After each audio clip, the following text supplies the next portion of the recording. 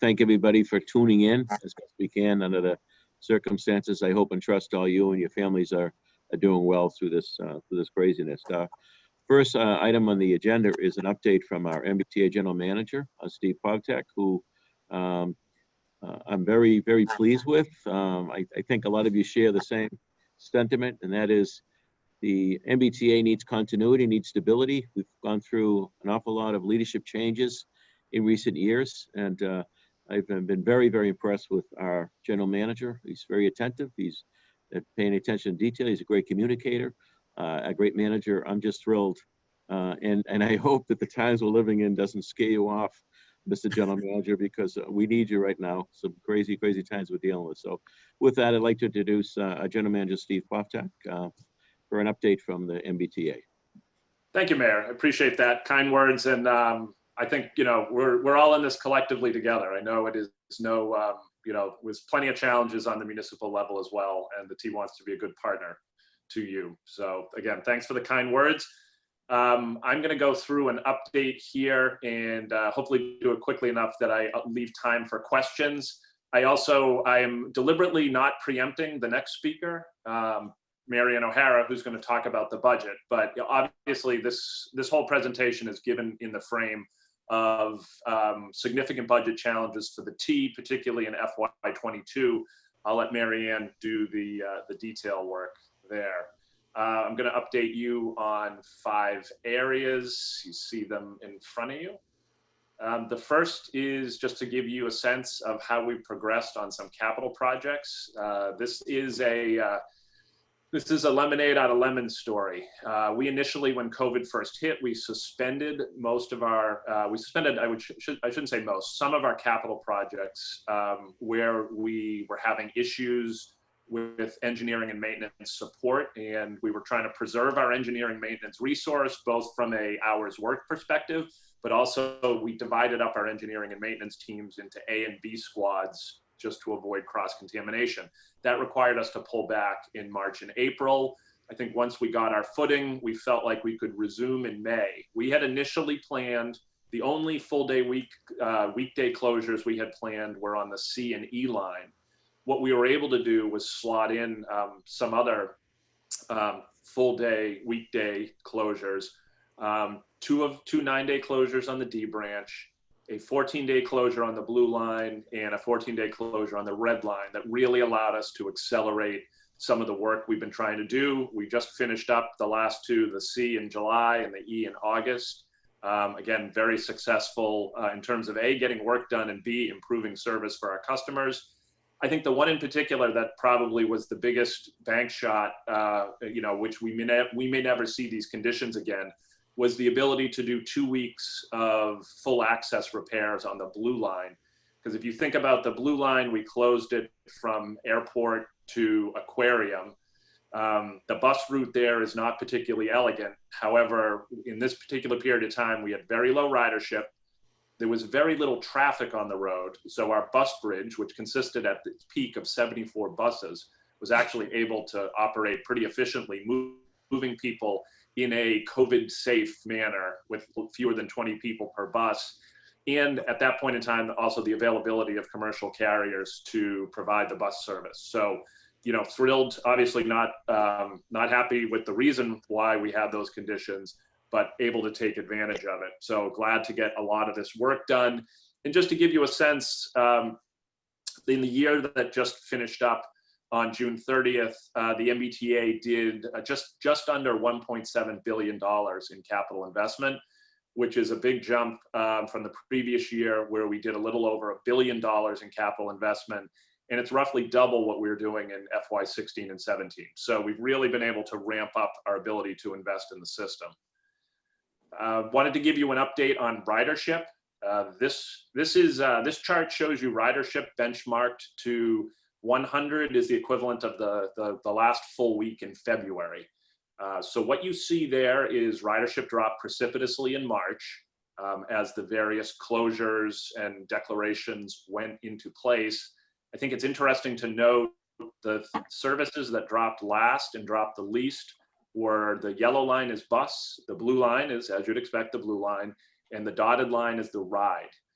And then you can see over time how ridership has come back, and it has come back most vigorously in the places where it dropped the least. So we're up to kind of low 40% in terms of bus, low 40% in terms of the blue line. The orange and red line are in the mid or low 20s. The green line has been trending below that, but has caught up a little bit.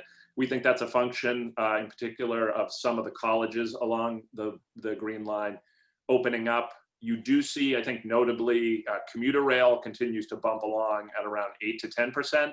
And the one thing that isn't on here is the ferries. The ferries is roughly tracking the commuter rail, again, around 8 or 10%. Other thing I wanted to show you also was the demand for service has changed.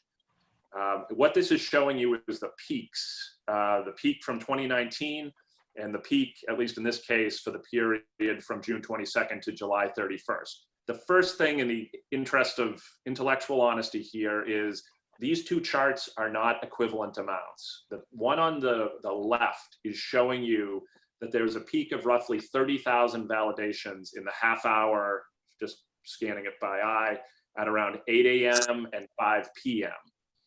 The chart on the right only goes up to 4,000 validations per hour. So it's much lower ridership. I've blown it up to kind of show you the trend here. The peak is much broader, both in the AM and the PM. It's earlier, which we think tracks with things like healthcare facilities and other critical employees.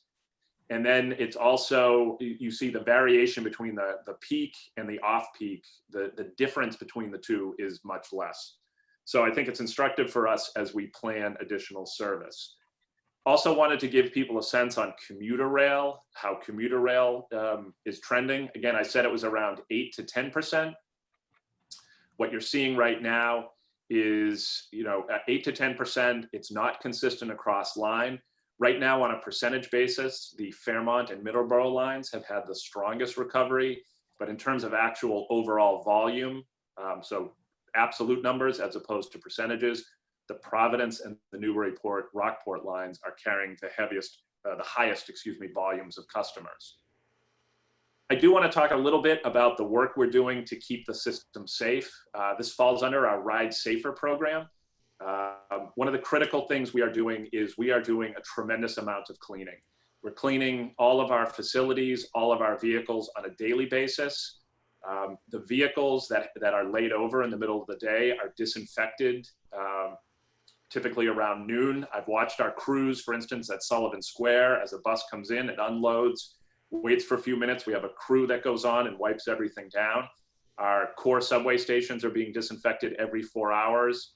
Every 2 weeks, we also do an electrostatic fogging of the buses to further decontaminate.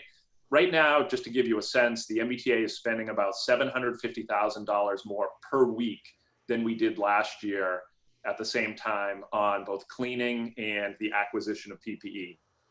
We are, in addition to that, we've acquired a significant amount of PPE for our employees. We provide our employees with not only with masks, but with sanitizers, hand sanitizers, that is. We have been doing rotating temperature checks at MBTA facilities. We've done over 100,000 temperature checks at this point. We also offer our own in-house COVID-19 testing. Right now we're down to about 5 or 6 active cases. We've had over 400 cases on the system. We had, very regrettably, we did have a bus inspector in late March who passed away from COVID-19. Other than that, we have not had anyone pass away. So I think we've done a reasonably good job on that. Next aspect I wanted to talk, and it dovetails with the Ride Safer concept, is crowding. What do we do about crowding? How do we think about crowding? First, we went back in and we took a look at our previous service standards. For instance, on a 40-foot bus, which most of you are familiar with, our previous service standard considered 56 passengers on a bus crowded. As we went back in, we took a look at there's several different types of guidance out there on what the appropriate level of social distancing is. We chose to go with the World Health Organization guidance, which is approximately 1 meter. that reduces our bus capacity down to 20. And that's what we set as a standard. I want to be clear that this is a standard. It is not a capacity limit. We have not been in the business of enforcing capacity limits because from our point of view, it's logistically difficult. I think it's fraught with peril from both a public safety and a social equity perspective. And if we're going to be running vehicles and subways at a reasonable headway, it's virtually impossible to do. However, that doesn't mean that we don't pay attention to it. We track crowding, particularly on bus, on a daily basis. With buses, we are actually able to get real-time data on about 60 to 70% of our buses that we then communicate to our customers. So it tells them how crowded is the bus that's approaching, and is there a better option? Is the bus that's following less crowded? And folks at least have some information where they can make a decision. Right now, as we calculate it, we are running about 14% of our passenger minutes are being run on crowded buses. And I just want to be upfront about that. We are essentially maxed out in terms of the number of buses we have. So we have made some moves to reallocate service, but at some point it is a finite resource. Hey, Steve. Yes. Sorry, technical issue. Several people are in the waiting room. And since I made you the host, you have to let them in. Oh my goodness. What a that. responsibility here. Otherwise, you could make me the host again and I can do it. Look at this. I will admit them all. You the man. Thank you, sir. Mr. General Manager, can I just ask you, can you provide this to the members of the advisory board? This would be very, very informative for us to share with our leadership in cities and towns. I'd be happy to. Yeah, that's, happy to. Absolutely. Thanks, Steve. No problem. This is a new era. I always find myself giving tech support in the meetings because I'm the host. So it's a resume builder. All right, onward to current service. As we're planning bus service, as we plan bus service for both the fall and an ongoing basis, one of the things we're thinking about is our expectations that bus is returning, which I think is true, and returning most durably. Thinking about crowding, trying to address crowding where we're seeing it on routes. Again, as I said, we're tracking it every day, so we have a pretty good sense of where it is, and also trying to at least have some flexibility in the system to address crowding in real time. So we instituted a new schedule in August. What we did was there were a number of routes that did not operate over the summer under the emergency schedule that were restored. There were a number where we restored and we added significant service because we'd seen consistent crowding on there. There's some routes that we changed. I want to be upfront about that. There's about 15 routes that we changed. There's some routes where we reduced the frequency of service, where we were seeing low ridership. And there are 15 routes that were suspended over the summer that remain suspended. What that allows us to do is allocate buses to a place where it's crowded. As I said before, busing right now for the T is a finite resource. We own about 1,000 buses on any given day. Roughly 756 of those. Roughly 756 of those are on the road at any given time. Where we allocate them, that's the resource we have to.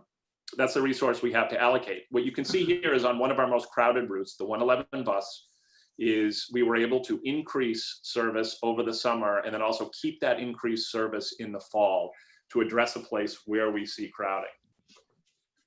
All right, Brian, I'm going to do another admit people from the waiting room here. Thank you. All right. One thing I do want to talk about, we just announced it on Monday. We will be introducing the fall schedule on November 2nd for commuter rail. What we've done here is we've more evenly distributed throughout the day, so you don't have big gaps in service. As I said before, at least on the rapid transit system, you're seeing a broader distribution of trips. They're sort of outside that kind of typical 9-to-5 profile. So we've more evenly distributed service throughout the day. And we've also attempted to offer consistent all-day service with at least 60-minute headways. Because we were able to do this, we're able to reintroduce the express train from Worcester, which had not run over the summer. It will stop in Framingham, but again, we think this is a better service, and it's actually earlier in the commute, so we think it's actually more useful to people. We will be operating, because we've distributed the trains differently, we will actually be able to offer more trips. So the number of trips has increased. We've increased service to on the Fairmont line, as well as service to Brockton and Lynn. And you can see we've been able to, again, more evenly distribute service, and in some cases make service more consistent. The last thing I want to touch on, and then I'll open the floor, is we are in the process that we have dubbed Forging Ahead. We are working on planning for the future with the MBTA. Again, I don't want to steal Mary Ann's thunder, but we have had the benefit of $827 million in federal stimulus funding, which essentially got us through the end of FY20 and will get us through FY21. Looking forward to the future in FY22, you'll see a variety of scenarios, but we're looking at budget deficits in the potentially hundreds of millions of dollars, and very likely in the hundreds of millions of dollars. I don't want to undersell that. So we are in a process now where we are beginning to look at different, what are the things we need to do to keep the system going and to keep the MBTA solvent. The first place we looked is we are attempting to flex money over. Flexible federal funding that can be used for both capital and operating. We're attempting to use that to shore up the operating budget, but we're also now in a position where we have to look at what type of service we're providing and where do we need to provide it. We knew we had gaps in the network beforehand, and we are also trying to plan in a way that builds a foundation for what the MBTA of the future should look like. So we're trying to take a very principled approach to coming up with future scenarios. There's a ton of stuff that we don't know, and I know everyone on the municipal level doesn't know either.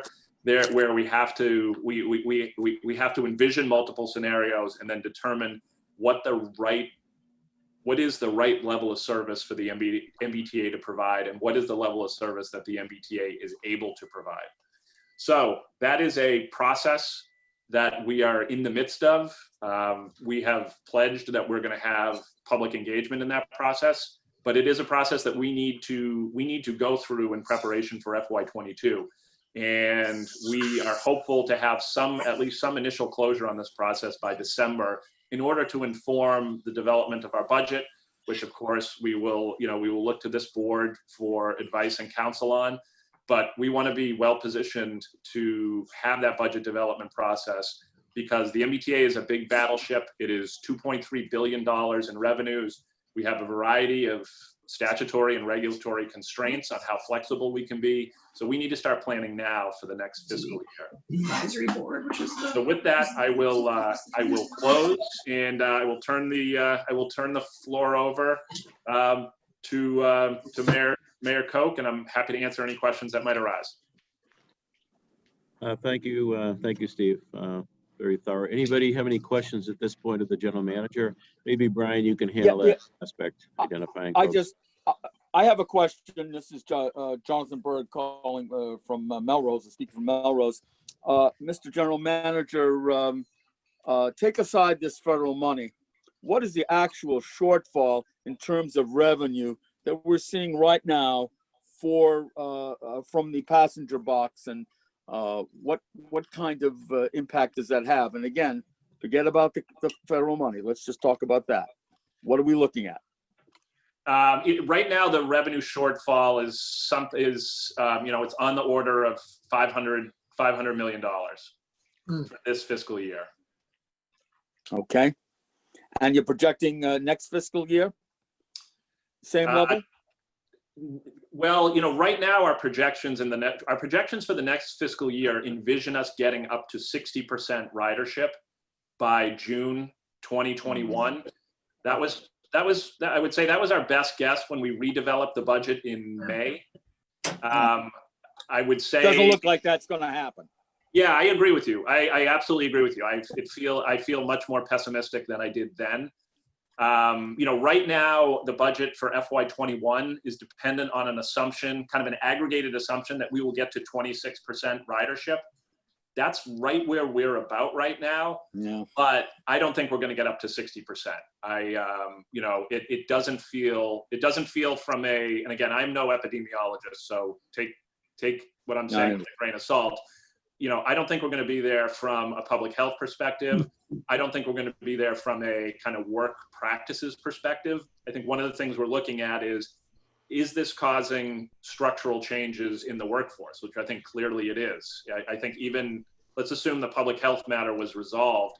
I don't think you're going to see ridership patterns bounce back to 100%. I think people have fundamentally changed what they're doing. Okay. Thank you. Mr. Prone, I know you had a question. Yes, Steve, I just would, on your graph there you showed about service changes. I don't know if you saw the 3-minute video that I supplied Brian about the cuts on the later trains, and this was definitely not a pilot program. This was a schedule adjustment. The question is, is the T still gonna, are they going to eliminate our later trains that we fought for 10 years to get, and 30 towns endorsed unanimously? Right now in the fall schedule, those later trains are not in the schedule. We had put them in as a monitored schedule adjustment.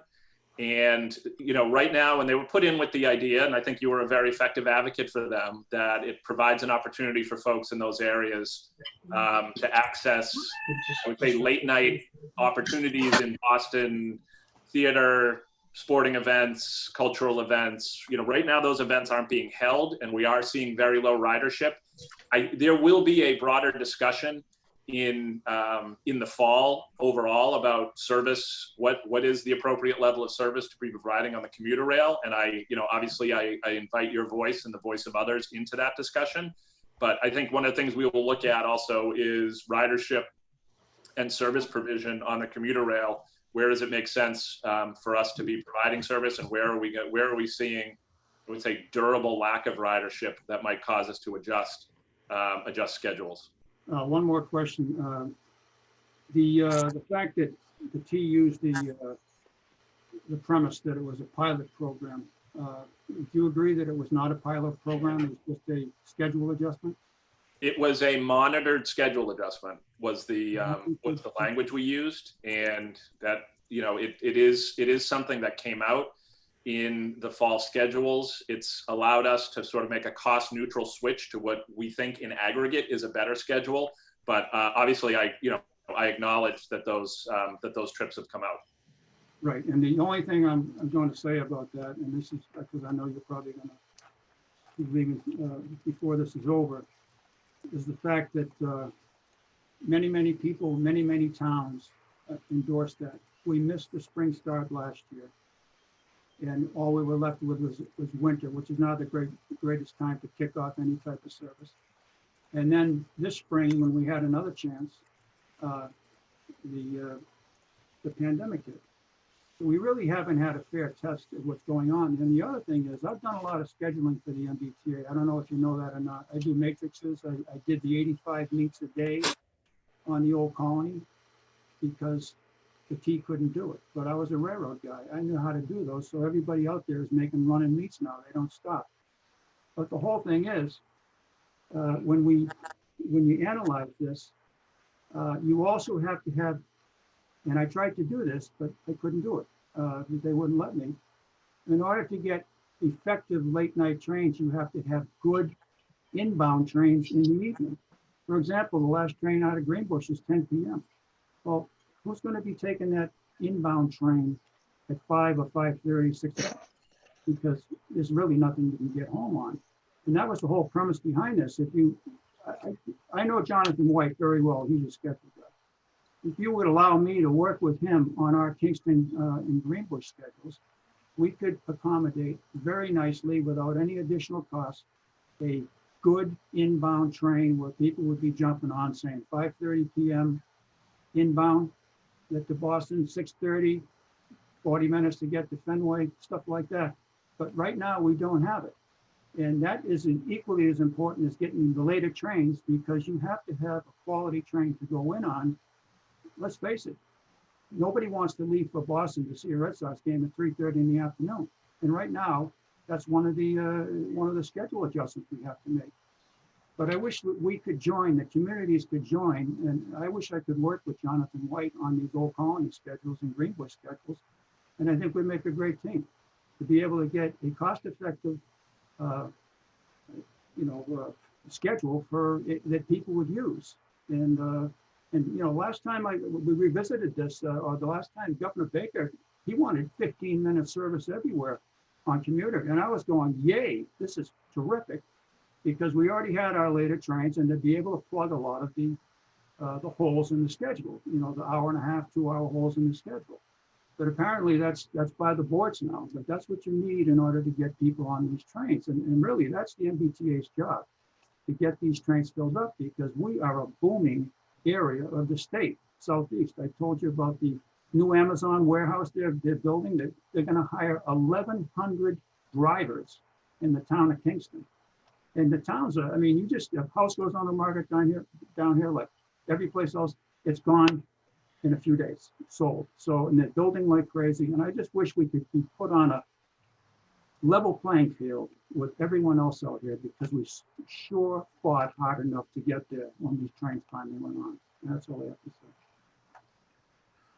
Okay, thank you, Richard. Josh from Natick.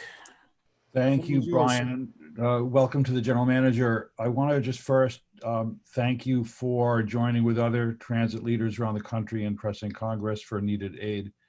I think that's, however daunting that is, I think advocacy is really important. So obviously, knowing my day job at T4Mass, but representing Natick, we certainly appreciate that effort.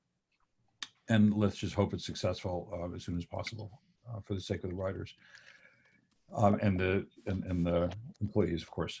So I've got a question about the recent Keolis extension. And when do you think there will be a discussion at the board about what kinds of investments are likely to be made during that period? And of course, everything's happening in the shadow of the pandemic. But I wonder if would you telecast that to be like our early 21 discussion, or what are your thoughts on that? Josh, I'm sure that was a thoughtful and insightful question. My audio cut out and I caught the last sentence of it. So if you could summarize it again, I will do my best to answer it. Well, sure. Or you could just answer the question you wanted to answer. A time-honored tradition. But yes. No, not with you. I'm kidding. So when Keolis was awarded the contract extension last summer, or just a couple months ago, I think there was some implication of that they might be undertaking some capital investments as part of that, or executing some capital investments. And I wonder, when do you think that discussion of what might happen and when will take place? And recognizing everybody's focused on the pandemic, but that he is rightly also thinking of the long-term capital. Yes, the agreement envisions them undertaking some capital work, which they already do. They already do some capital work. I would say, as a bit of a cautionary note, the budget crisis we're in not only impacts the operating side of the budget, but because we are flexing money over that used to be used for capital, we are also going to, this fall, also go through a process where we review the capital budget as well. So I know that's not a terribly satisfying answer because there is a lot of ambiguity right now, and for us, there's a lot of moving pieces that we don't have too much time to kind of resolve. But you are correct. Yes, it did envision that we would that we would use Keolis for significant capital work. But I would say the whole capital budget is under review. As a final note, I do if anyone wants a devilishly difficult puzzle to do, Josh's backdrop is it is a very difficult puzzle because it's got tons of identical pieces that don't really give you a lot of guidance where to put them. But I digress. No, but I recommend it. It was a lot of fun. Hey, remember early in the pandemic when we thought about these? Thank you. Just to respond to that, totally understandable. It is a lot of moving parts, unlike a puzzle, and we do need to be thoughtful of how they all fit together, both between capital and operating and staging and so forth. But my view is that it's good that Keola's got that extension. I think they'll be a good partner to the T and potentially address some of the issues that Richard and others have highlighted with scheduling. So thank you very much for being here today. Really appreciate it. Happy to do it. Thanks, Josh. So I understand the GM has like 5 minutes left with us before his next 9:30, which has already been delayed. Thank you, Steve, for that, and David and Barbara for all they do. I see Susan Barrett from Lexington has her hand raised. Susan, if you could unmute. Quick. Thank you. I had a quick question, compliment, and suggestion. For the question, you mentioned 1,000 buses and that 756 are on the road at any given time. I was curious if that's a standard percentage or if there's something else playing into that. Is that just kind of, are they down for maintenance? That's standard. Oh, I'm sorry. Go ahead, Susan. No. That's great. You can answer that. That's standard. There's a combination there of routine maintenance, emergency maintenance, and inspections that require us to have require us basically to have that level of spare ratio. Okay, thank you. And then a compliment, I really do think you've done a great job dealing this very trying situation.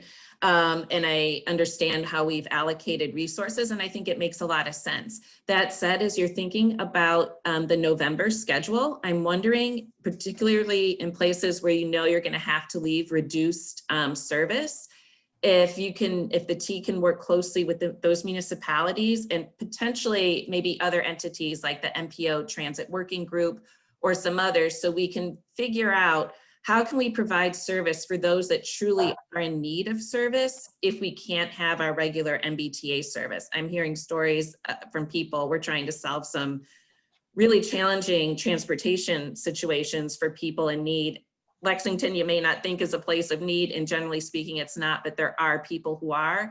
And I know it's not just our community. So if we can maybe work together and work with some other entities to help people during that time, I think that might be worth doing. Yeah, and thanks for bringing that up. I think that's important. I think one of the things we're trying to center in our work as we allocate scarce resources is the people who depend on transit, the people who do not have other options, such as either other transportation, do not own a vehicle. I think we're trying to be thoughtful about how we allocate service. Thank you, Susan. And I guess the last question will go to Select Board Member Margot Fleischman from Bedford. Thank you very much. And I think this is just a good follow-on to what Susan was saying, because I also had concerns about the reallocation of the bus resources, which I concur makes sense the way that the T has been doing it. But for example, in Bedford, we have our VA hospital is serviced by the 62 bus, which is our primary MBTA bus. And we are on Saturday service now and have been since service resumed, which is low frequency. And I'm just, concerned that those who need to access the VA hospital and who are reliant on public transportation have some sense of certainty that at very least will not be cut any further. And then some sense of when normal service might resume. So that was my comment. Thank you. Okay, and I can look into that. I don't have an answer at the ready, but you make a good point about the ability to access important institutions like the VA. Okay, I think that's all the time we had. Mr. Mayor, I'll throw it back to you. Thank you again to the General Manager. Keep up the great work. Hang in there.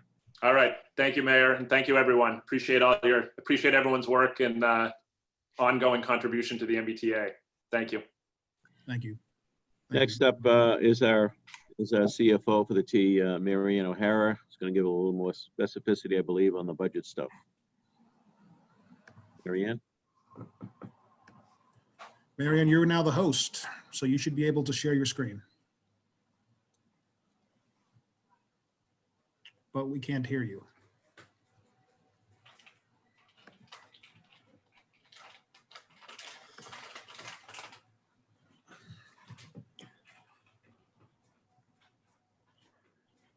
Okay. Isn't this always fun? This happens to you at board meetings too, Mary Ann. It's great. David, do you have Mary Ann's presentation by any chance? Or can we see it now? There you go. Okay. There it is. Thank you. And Brian, nice to see everybody, but I have to go join with the GM. Thank you, Mr. Thanks Mayor. for joining us, David.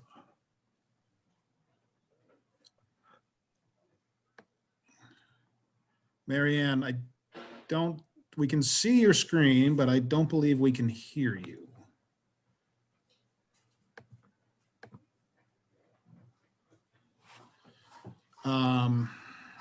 Oh, and you just called me. Sorry. Let's do this the old-fashioned way. I can hear you now. Yeah, we can hear you. Brian, I might be able to start the voice track while, this is Sam, I might be able to start the voice track while Mary Ann figures out her audio issues. Great, thanks, Sam. I can also hold my phone up to the speaker. Go through it this way. We can hear you. Okay. A bit of an echo. Yeah. Technology, isn't it great?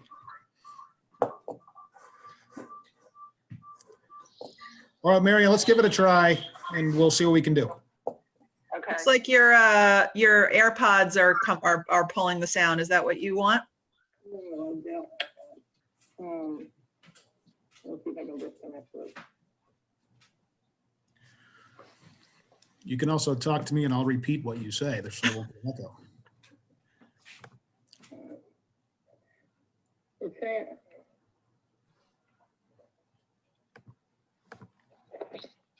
Right, I'm gonna hang up.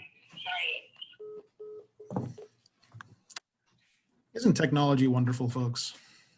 It really makes our lives easier. Brian, can you ask this presentation with the board members the way that the general manager is going to share his? Absolutely. We'll get everything for you guys and I'll send it out later today or early tomorrow.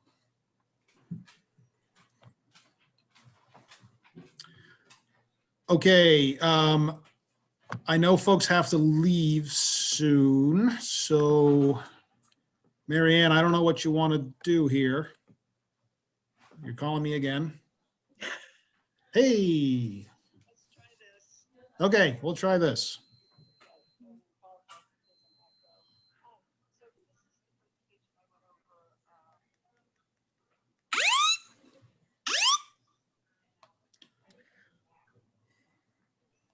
Okay.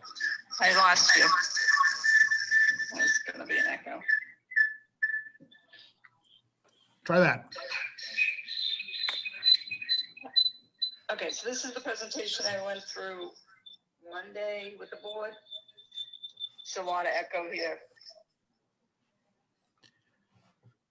Yep, this is the presentation she went through. It's the presentation she went through Monday with the board.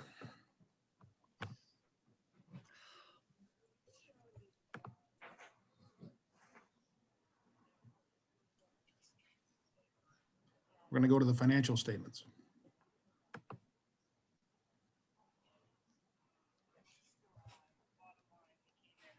On the operating side, a $1.1 million loss versus a budget of $21 million.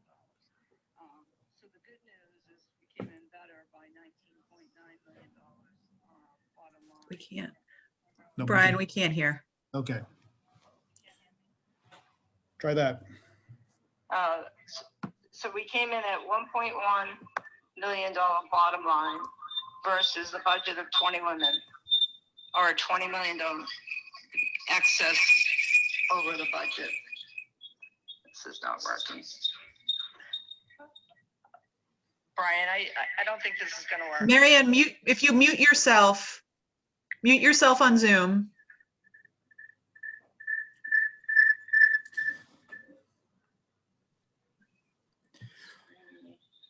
Sorry, folks. So I can't put you on speaker, Marianne, without an echo. Okay, it worked.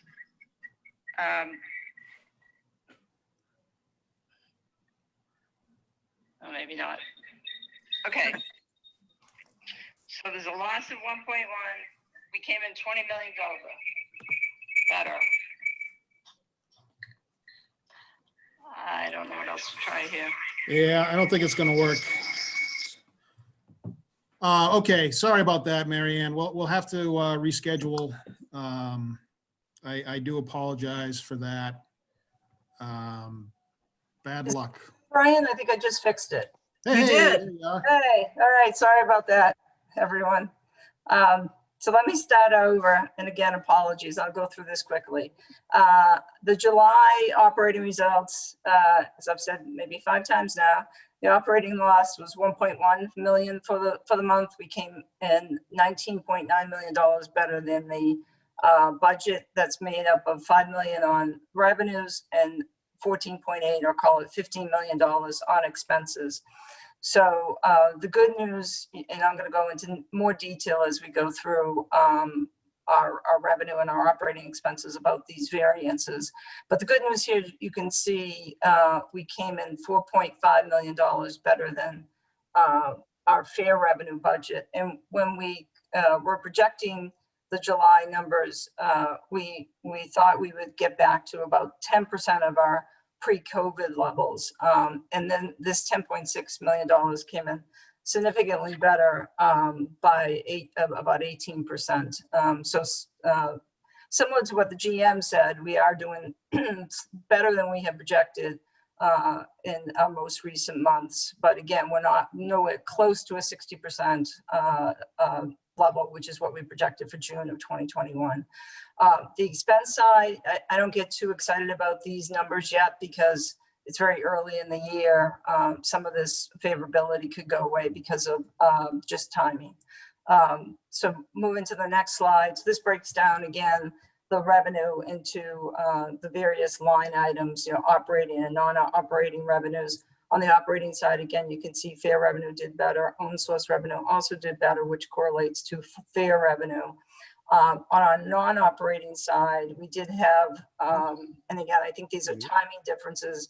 Our state sales tax revenue came in $1.6 million lower, and the local assessment's only $300,000 lower. And that's offset by some interest income that we experienced in July. So net, we came in $5 million better than budget, which is a good news story.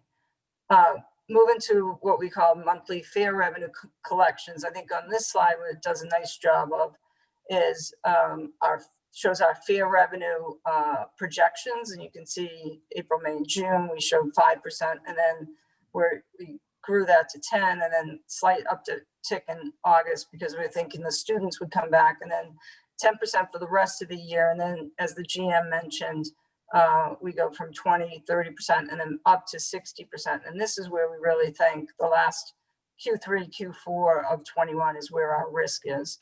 But again, for the month, we came in, as I said, 18% versus the 10% reduction.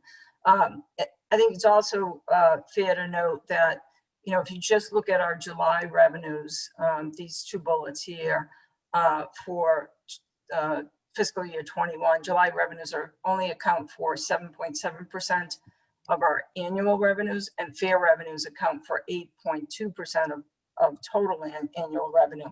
Comparing that to fiscal 20, the fair revenue, instead of 8.2% of total revenues, in 20, it was 24% of annual revenue. So you can see we've had a dramatic drop off in our revenue picture for because of the pandemic. This slide just cuts our fare revenue in a different way, showing monthly passes, store revenue, stored value, and our 7-day passes. A lot of the monthly pass number is related to our perk program, about 70% of that number. Month on month from June, you can see we went up 17%. The only line item that didn't go up was monthly passes, which are down 15%, and that's because of a one-time payment and true up at year end. So it does show some month-on-month growth, bottom line, but again, it's a number we're watching, and it's all dependent upon how our riders come back. We also cut the fare revenue by sales distribution channel. So again, this shows a month-on-month 17% increase. And the only one that showed a decrease, again, because of that true up in June of 2020, was the student pass program. This slide shows the operating expenses for the month. And again, I think it shows favorable trend. Again, I wouldn't get too excited about this because it's very early in the year, and some of these favorabilities, the 14.8 could go away because of timing. So, but based on these numbers for July, the only unfavorable or line item that did not come under budget was overtime, and overtime is something we're watching very closely to make sure we can support the service that is running, and sometimes given our workforce, we sometimes have to use overtime to support our buses and our subways. But again, pretty good picture here in terms of how we look for the month. And as I said, the FMCB meeting on Monday, 1 month doesn't make a trend, but it's a positive trend at this point. We've also highlighted our COVID expenses. The orange line shows how much has been procured. So from the pandemic, which was mid-March, the start of the pandemic, to the end of July, we procured $40.1 million. What we've incurred to date from inception of the pandemic to the end of July was $24.1 million. The $40 million of procured services is made up of about 53% for cleaning services, with the GM just highlighted, and then 35% is related to PPE, or personal protective equipment, and lastly, another $5 million or 12% is related to testing and other expenses. So we've budgeted for fiscal year 21 about $40 million incremental above this number for fiscal year 21. And it's something, again, we're watching very closely. This slide highlights just the headcount number, and I think it nicely shows the modest increase every month in terms of headcount. We've ended July with 6,001 number of employees. The budget assumes that we're going to end the year at 6,279 heads. Hiring is on track, again, just for the 1 month, but our attrition rate is lower than what we had budgeted. And that's not surprising given the economy, and given that there's less jobs out there for people to leave the T and go somewhere else. But again, it's something we're watching. I'd also note that at the beginning of July, we had a number of vacancies, well over 200 vacancies. And that is something that will help us, depending upon how quickly the wages and the hiring happens. We're hoping that some of those vacancies are not filled, so that we can have some additional positive results by the end of the year. So again, this appears to be, from what I've seen in terms of the numbers, one of our highest levels of headcount for the MBTA in the last 5 to 10 years. These next two slides, and this is a repeat of what we presented in August 24th, is what we've done is we've identified about 10 different programs that are led by various members of Dave Panagos, the Chief Administrative Officers, group, and each leader is identifying either cost savings in terms of either the operating budget or capital budget, or revenue ideas, so that we can help reduce the budget gap for fiscal year 22. So as you might recall, back in August, we had projected fiscal year 22, and we had a $300 million operating loss. That's assuming we get to an 80% new normal, and that's also with projections for the Q4 of getting to Q4 of 2021, getting to 60%. We also showed what we're calling a socially distant model, which is at 40%, and that would show a $577 million operating loss. So we had committed to the board, we were going to try to achieve a budget savings of about $400 million. And these programs that are on the screen right now, this slide, as well as slide 12, show the programs that we're going to, and we're already starting to do this, try to implement and try to come up with cost savings. So it's anywhere from, looking at our professional services, our contractors and consultants that we use to augment our staff. We're going to try to reduce those costs and put some of that money away into our operating deficiency fund in order to use for fiscal year 22. And then this slide, which is the last slide I presented on Monday, just outlines how we're going to go back to the board. So the thought process is the budget group, so my team, we go back on a regular basis to continually update on actual results, but also do projections into fiscal 22. When we go back as well, the service team will come back and look at various policy decisions that need to be made, as well as potential scenarios of reducing service. And then Sam and her team on the capital side will come back and also look at some reductions and other ways to manage our CIP in fiscal year 21. And that will be repeated in November. You can see that, so budget comes back, service planning, and then capital. And then the thought process is that in December, the board would make some high level, discussions around service level options. And then this would get us ready, because of all the public comments we have to go through, get us ready for fiscal year 22, which starts July 1 of 2021. So that's where we are for July. That's what we're seeing for fiscal year 22. Lots of challenges ahead, lots of uncertainty.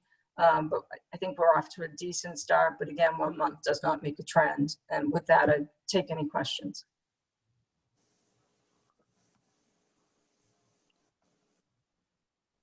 Thanks, Mary Ann. I'm glad we did get to hear you. That was very important stuff. My apologies. Questions for the CFO. And I know cities and towns are going through very similar exercises right now as they try to figure out, how to make this work, how to make something out of nothing at all. Let's go to Select Board Member Rob Shearer from Ashland. Oh, thanks, Brian. Yeah, I just had a question. How does this, before this hit, we were talking on the Framingham-Worcester line, talking about electrification and some enhanced maintenance. What's happening now with that? Has that schedule changed in terms of those projects, or is there kind of an update on that? Marion, I can take that question. Thanks. So this is Samantha Silverberg. I'm the Deputy CIO for the MBTA, and I'm leading our capital planning effort. So we are currently reviewing all 416 projects in the CIP to identify which can be scaled down or paused until resources and ridership rebound. We're not yet at a point where I can identify any individual projects, but as you can see, we're going to the board first in October to talk about general principles and get their buy-in on policy direction, and then in November on specific projects. In general, our preference is to preserve projects that are already underway, as well as projects that have a safety benefit or a legal commitment. But that does mean that there are a lot of yet to be started projects that are on the table, because our preference is to preserve service, and the capital budget is a key part of that strategy. Okay, great, thank you. And just some of the maintenance, we had a lot of issues with the Ashland commuter rail station and the maintenance there, and there were some discussions. Is that at all on your radar screen? Or is that, what's the latest with that? That's just kind of a local concern, the condition of the station. Do you know offhand what's going I'm not on there? aware of a particular project in our capital plan for Ashland, but there is, as we discussed earlier and Josh raised, a good amount of capital work that goes to Keolis. That's not necessarily location specific. It's prioritized based on station and asset condition and other maintenance needs. There's also a good amount of maintenance work that happens on the operating budget. So I don't have a specific answer, but we could look into it. All right, thank you. Thanks, Rob. Suzanne Barrett, and this will probably be our final question. Hey, thank you. There were a couple things that caught my eye, and I think one was on slide 7, but it was really about this student transportation. You mentioned the one-time payment from Boston Public Schools, and maybe I have the wrong slide, but something went by. I was just curious if that is a potential opportunity for additional revenue. I'm not 100% familiar with the Boston partnership that was formed, but it seemed like it was kind of a win-win. And I'm just wondering if there's an opportunity to maybe, think outside of Boston and see if other communities might be interested in a similar partnership. Obviously, it would look different. I'm just wondering if people are looking at the pros and cons of that. Our commercial strategies group is looking at all of our fare products to see if there's ways to, retain customers, but also, react to the way riders are coming back to the T. So we haven't specifically, as far as I am aware, looked at student pass programs beyond the Boston area, but that's something I can take back to the commercial strategies group. But we are looking at, just different ways. We've done like a 5-day pass, which isn't shown on this slide. So different ways how people are coming back to the T and how they're actually using either M-Ticket or the Charlie card. But I can take that back to the commercial strategies group to look at student pass programs beyond Boston. Thanks, Suzanne. Thanks, Marianne. I do appreciate it. Thank you, Sam. I will see you in 3 minutes at the MPO, I'm sure. We do have one final item. We have many final items. We're not going to get to them. Laura, can you just do a 2-minute preview of the bylaws, and then we'll have to wrap it up. Yeah. So a committee working with Brian and Jennifer Gilbert, an attorney, drafted some bylaws for the first time. You may have downloaded them. They were attached to the meeting announcement that came out on Monday. You can access them there. I think what we'll do is we'll save the discussion for the next meeting, and definitely the vote for the next meeting. Mm-hmm. But some of the issues of note, if Brian, do you want me to just go through quickly, or would you rather just wait? Okay. 30 more seconds. Some of the issues of note are sort of the voting, which is by weight, weighted by assessment, which means Boston has a very large percentage of the vote, and Cambridge and Boston has 97, Cambridge has 12, and everybody else has less than that. So that determines a lot of the way the executive committee is structured and the way a quorum is structured, and all of that is in the open meeting law. It's something that we don't have the ability to change. The bylaws talk about how committees are formed, and the standing committees, the budget committee, which oversees the advisory board budget, as opposed to the finance committee, which oversees the MBTA finances. And the bylaws provide for how we form committees and what kind of committees we can form. I guess I'll just leave it at that for now, and we'll have a fuller discussion at the next meeting. Right, so please review. We'll send them out again. I want to thank Laura, Steve Olenoff, and Mike Dutton for being the bylaw committee. This is not glamorous stuff, but I really do appreciate you getting in there and really working on the stuff.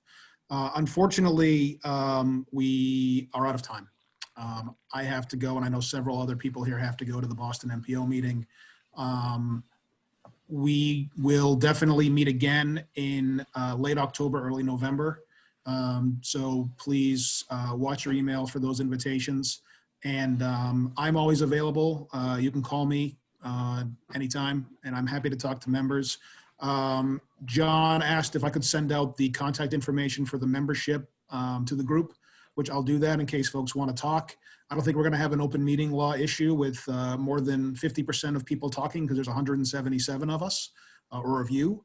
So, you know, you're going to be okay in that respect. Thank you for joining us today. I'm sorry it was rushed. We did want to accommodate the GM schedule. This is the first time I think an MBTA GM has spoken to this body in a very long time. And we certainly is something we hope to have a lot more of. Does anybody have any final issues before we wrap up, or questions or comments or anything? Commuter Rail Committee, Brian, what do you think of that meeting for the Commuter Rail Committee? The Commuter Rail Committee did meet over the summer. I have a summary, and we'll definitely get that committee together. One thing I just want to mention real quick is we are undergoing a strategic review right now through a consultant, a guy named Bernie Lynch, who I'm sure many of you know, former city manager of Lowell, among many other places. He's helping me figure out what is the right organizational structure for the advisory board, what's the right staffing levels, what's the right way that we, you know, have a dollar come in and a dollar go out. So that is ongoing. He's going to be at our next meeting to talk about that. He's going to be reaching out to a lot of you to get your feedback. I am still new at this, and I want to make this as meaningful and as useful for you as possible. That is my goal. So committees are a big part of that, Rob.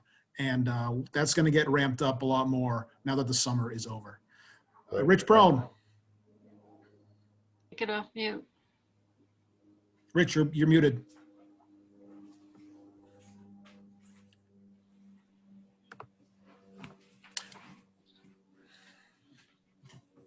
Can you hear me now? Yep. Okay. I never received I heard a gentleman say about the commuter rail subcommittee, which I'm on. I never heard about any meeting over the summertime, and I'd like to make sure that in the future, when there's a meeting scheduled, that I would be included. Commuter rail. Sure, Rich, you were invited. I think you were traveling at the time or something. I remember calling you. Can you give me an approximate date? I'd be able to look it up, because I wouldn't miss those for the world. No problem. We'll make sure you get, everybody is notified. Lots of the membership was there, but like I said, this is something we're going to start ramping up a lot more of now. Okay, that the very summer good. is over. Thank you. Thank you. Any final words of wisdom from anybody? If not, without objection, I guess we will adjourn. Thank you, everybody. Thank you all. Have a great day.